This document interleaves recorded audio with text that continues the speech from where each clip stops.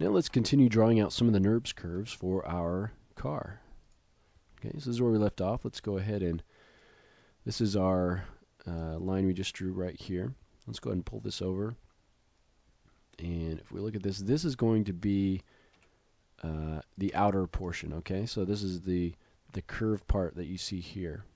So we want to go ahead and manipulate those points from our top view to match that. And I'm just going to, in X, pull those out. So we know they're in the correct position vertically, so I'm just going to now pull these out into space here, just to kind of match that up.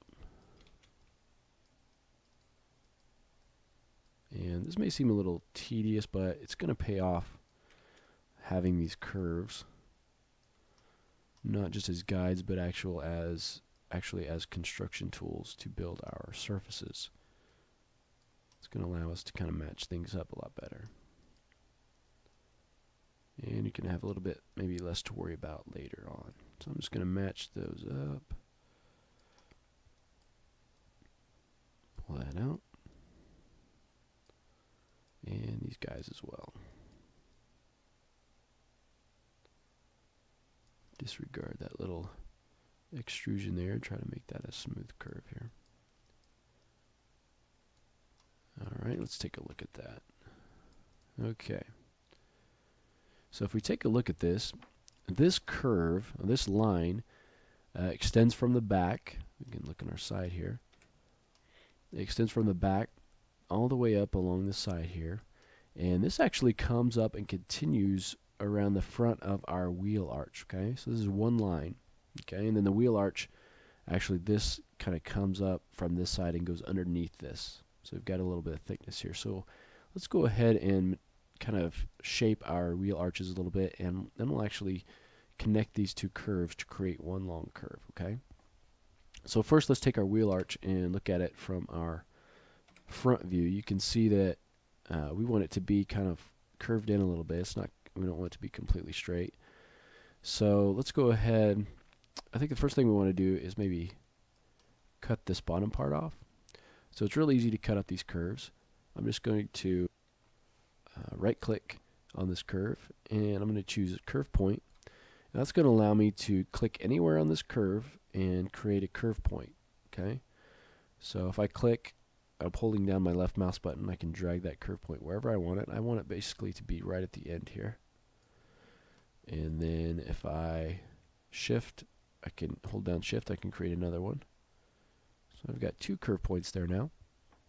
And now I can go up to under surfaces, under edit curves, and I can detach curves. Okay, so I'm going to detach those, and you can see now I've got a bottom and a top part. Well, I don't need the bottom part, so I'm just going to get rid of that. So now I just have the portion that I want. And now I can go ahead and shape that. So it's pretty low res. It's going to be fairly simple to do. So if we look at this, I've got the front point selected. And I'm just going to move those over. Okay. And I'll select this one and maybe move it over just a little bit. And I think this guy needs to come out a little. Okay. So we're just kind of creating that curvature for that wheel. And maybe pull these out slightly. Okay. So it's not just completely straight up and down. Okay, let's go ahead and do the same thing to the back wheel.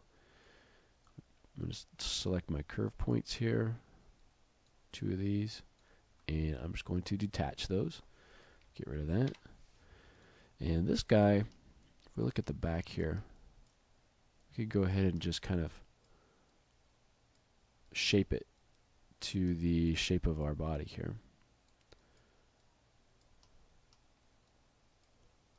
There we go.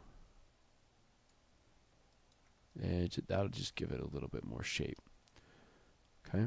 All right. So now we have, go up to our front here. We have this curve, and we have this curve. Okay. So we want to basically split this up and combine this front part with the side here. Okay. So one thing we can do, I can actually grab this vertex, and I want to snap it to this curve. So I want to place it right on the curve. Okay. So I'm going to hold down my C key while I'm in translate mode here, And I'm just going to drag it over near this curve and hopefully pop it on here. There we go. Might take a few times, but now I'm holding down C and I'm dragging, and it's just right along that curve. It's actually on the curve, so I'm going to just leave it somewhere where that curve is about the same. Okay, so now that's right on the curve. Let's actually, I think we want to go ahead and move it up just slightly. I want it to be at the basically at the top part of this of the wheel.